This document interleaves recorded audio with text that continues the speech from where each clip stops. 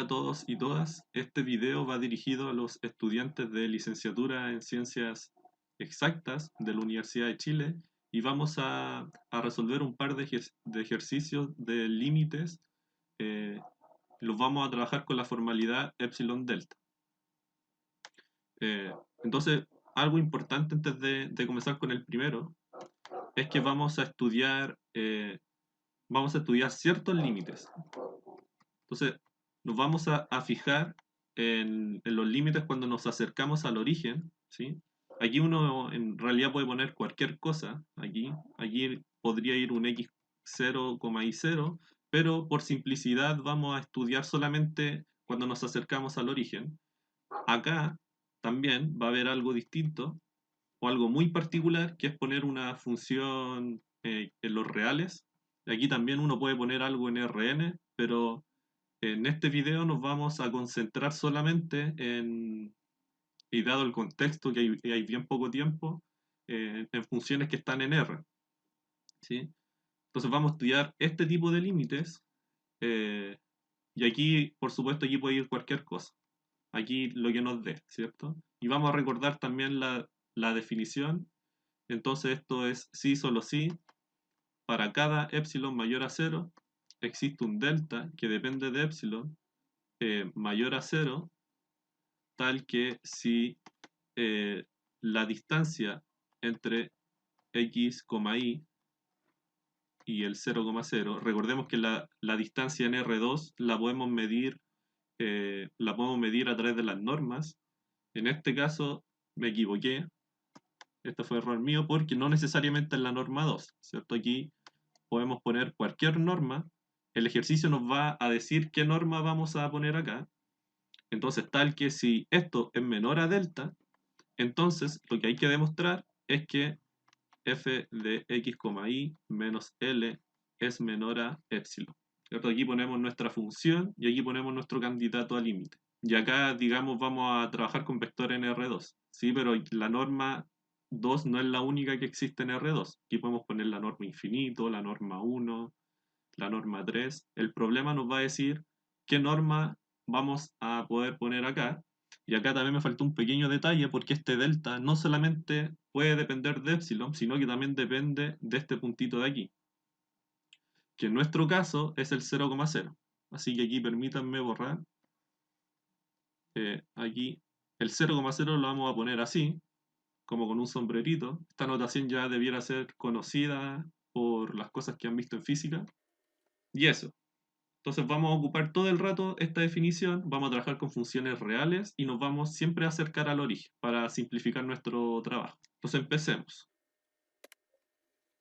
Nosotros vamos a necesitar demostrar esto. Esta parte de aquí es lo que uno quiere demostrar a sabiendas que uno sabe esto. Si uno sabe que esta norma de aquí es menor a delta, entonces uno sabiendo eso tiene que demostrar esta implicancia. Este delta, porque aquí esa luna existe, este delta nosotros lo tenemos que elegir. Y nosotros nos damos un epsilon arbitrario y a partir de ese epsilon tenemos que construirnos un delta tal que al ponerlo en esta parte de aquí se nos va a cumplir lo último. Cuando veamos ejercicios se va a ver mucho más claro cómo se escoge ese delta y cómo se escoge también la norma. Son dos cosas que se tienen que escoger en el transcurso del problema. Entonces lo que tenemos que demostrar es esto aquí. Voy a volver a escribir, se me olvidó la función, aquí un 5 sobre... entonces realmente el trabajo más difícil que tienen este tipo de problemas es encontrar este delta. Este delta que uno lo pone en abstracto, pero en realidad es algo que depende de epsilon, ¿sí? Y nosotros tenemos que encontrarlo. Lo podemos construir convenientemente tal que al ponerlo acá en esta parte, entonces este valor absoluto se nos hace menor a epsilon. Ahora vamos a ver más o menos cómo se encuentra ese delta para poder demostrar la implicancia. Entonces lo que uno hace es una especie de trabajo previo o borrador. Entonces, uno hace como un poquito de trampita, porque ese delta es muy difícil que a uno se le ocurra solamente mirando la función. Uno hace desarrollos lógicos, algebraicos, y mediante todo eso uno encuentra el delta conveniente que nos va a ayudar a demostrar esa implicancia. Entonces lo que uno hace es tomar la última parte, de hecho lo que uno hace es tomar la parte que queremos llegar. De hecho tomamos esto de aquí. Tomamos esta parte y empezamos a acotar. Es siempre, en estos casos básicos, es casi siempre la misma mecánica. Entonces, tomamos nuestra función y le restamos nuestro límite, que en nuestro caso es 0.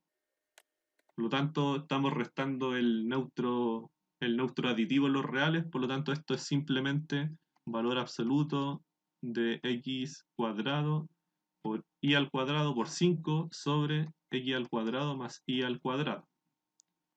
Si nos damos cuenta, están todas las cosas elevadas al cuadrado y se están sumando, y aparte hay un 5 acá multiplicando, que más adelante vamos a ver que tiene una importancia este 5. Por lo tanto, el punto es que todo esto es positivo y por tanto nos podemos deshacer del valor absoluto. Entonces esto es simplemente lo que está dentro del valor absoluto. Ya, ahora es la parte clave, es en donde uno empieza a acotar. Uno tiene que empezar a acotar esta función hasta llegar a algo que te relacione a la norma o alguna norma en R2.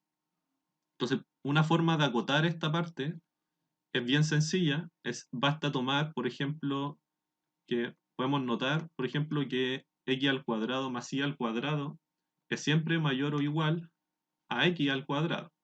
¿Sí? Porque esto de aquí es positivo, por lo tanto yo al x cuadrado le estoy sumando algo positivo y por tanto eh, estoy agrandando esta parte de aquí y por tanto el x cuadrado tiene que ser siempre menor a x cuadrado más algo positivo. Como estamos estudiando la cercanía del 0,0, estamos asumiendo que el x y el y son distintos de 0. ¿Sí? Porque nos estamos acercando al 0,0 y por tanto podemos tomar inversos. Y al tomar inversos, recordemos que se nos cambia el simbolito de la inecuación y nos va a quedar simplemente esto. Entonces, si te fijas, podemos entonces multiplicar por lo que está arriba, que es positivo, por lo tanto no nos cambia el simbolito de la inecuación, y nos va a quedar esto de aquí. Y fíjense que nos quedó algo súper hermoso porque se nos va a ir el x al cuadrado y esto solamente va a depender de y. Por lo tanto, retomemos, vamos a tener entonces que el valor absoluto de nuestra función va a tener que ser menor o igual a x al cuadrado por y al cuadrado sobre x al cuadrado. Aquí podemos eliminar el x al cuadrado y nos va a quedar simplemente 5y al cuadrado. Nosotros necesitamos hacer aparecer alguna norma a partir de esto que tenemos aquí. Como tenemos un cuadrado, tenemos una de las coordenadas al cuadrado, es fácil pensar que esto es muy relacionable con la norma 2. Por lo tanto, nos hace falta el x al cuadrado, que lamentablemente se nos fue. No, no lamentablemente, de hecho, muy bacán que se nos haya ido, porque ahora el x al cuadrado uno lo puede hacer aparecer por las propiedades de los números reales. Entonces aquí uno puede seguir acotando y vamos a acotar por algo positivo. Vamos a acotar por 5x al cuadrado. Esto es siempre mayor o igual a 0, por ser multiplicación de cosas que son siempre positivas. Va a ser 0 en el caso en el que x pueda ser 0, y sabemos que en este caso el x no es 0. Por lo tanto, si nos damos cuenta, esto de aquí es siempre mayor o igual a esto de acá. Luego podemos sacar factor común el 5 y nos va a quedar la suma de los cuadrados entre x e y. Y esto ya se parece mucho más a la norma 2 porque esto es simplemente la norma 2 del vector x, y, pero al cuadrado. Recordemos que la norma 2 es esto mismo, pero con la raíz cuadrada. Por lo tanto, si yo a la norma 2 la elevo al cuadrado, obtengo lo que teníamos antes.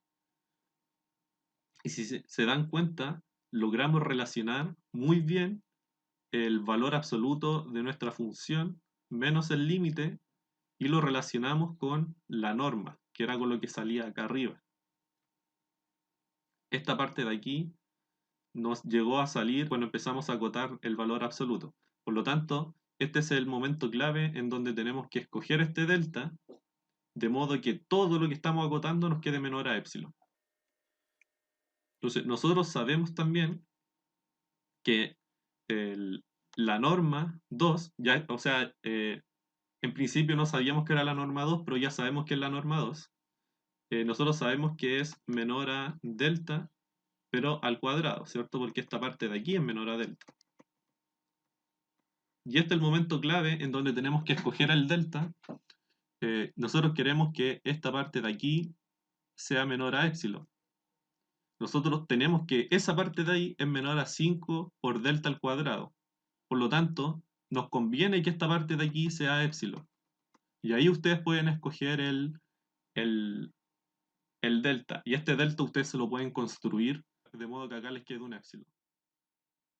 Entonces yo les sugiero, no sé, pues, tomar delta igual a epsilon sobre 5 elevado a un medio. Es importante que el delta que escojan sea positivo, ¿sí? Este epsilon, que es un número real positivo, está bien puesto ahí, ¿cierto? El 5 también, y está bien en poder elevarlo a la raíz cuadrada porque es un cociente de cosas positivas, por lo tanto la raíz cuadrada va a estar siempre bien definida y las raíces cuadradas son siempre positivas también. Por lo tanto el delta, que depende de epsilon, si nos damos cuenta, acá está el epsilon, eh, es siempre mayor a cero. Entonces si escogemos ese delta, esto nos va a quedar 5 por epsilon sobre 5 elevado a un medio. Eso recién el delta, pero todo está elevado al cuadrado. Y aquí ustedes pueden desarrollar y se van a dar cuenta que eso es simplemente epsilon. ¿Y qué fue lo que pasó? Es que escogimos un delta conveniente, de modo que todo esto nos quedó menor a epsilon. ¿Sí? Estos menores o iguales no se pierdan porque salió un menor estricto. Mientras que salga un menor estricto, ya todo es menor estricto. Entonces, este es el delta que tienen que escoger. Este es el delta que existe. Dado un epsilon mayor a cero, este es el delta que existe. Existen varios deltas más, pero este es uno de ellos. Entonces, eso fue el trabajo previo, lo que se llama borrador también. Y ahora podemos proceder a hacer la demostración formal.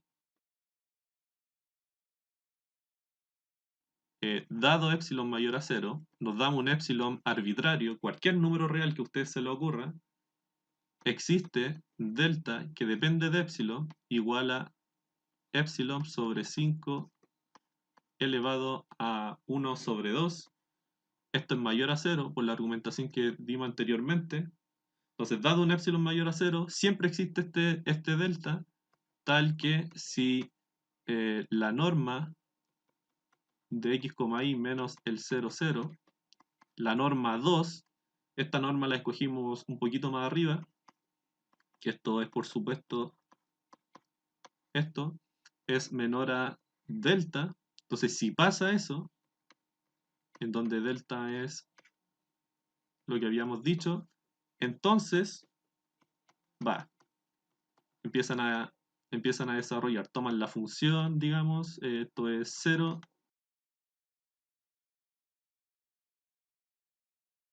Bueno, y aquí empiezan a acotar, aquí acotan de la misma forma que acotamos acá arriba, hacen exactamente lo mismo, el borrador sirve de harto, etcétera, etcétera, ¿cierto? Y acá les va a quedar entonces que esto es menor a 5 por esto, si lo recuerdan, esto es 5 por la norma de x, y, la norma 2 de x, y al cuadrado, y nosotros por hipótesis sabemos que esto es menor a epsilon sobre 5 elevado a 1 sobre 2. Por lo tanto, esto es menor a 5 por epsilon sobre 5 elevado a un medio, todo esto elevado al cuadrado, y esto es epsilon. Y por lo tanto, ¿qué fue lo que pasó? Bueno, que la función menos el límite es menor a epsilon si esto de aquí fue menor a delta. Y quedó demostrado. Encontraron el delta y pudieron demostrar que esta diferencia en valor absoluto es menor estricto a epsilon. Y eso es el primer problema.